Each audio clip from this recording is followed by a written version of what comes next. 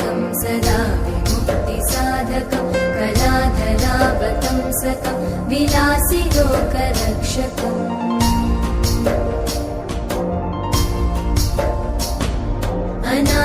अनायकैकनायकं विनाशिते भदैत्यकं लताशुभाशुनाशकं नमामि तं विनायकम्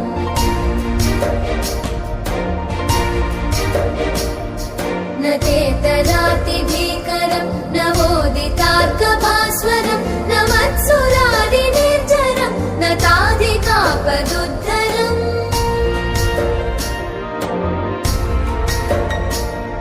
सुरेश्वरं निधीश्वरं गजेश्वरं गणेश्वरं महेश्वरं तमाश्रये परात्परं निरन्तरम्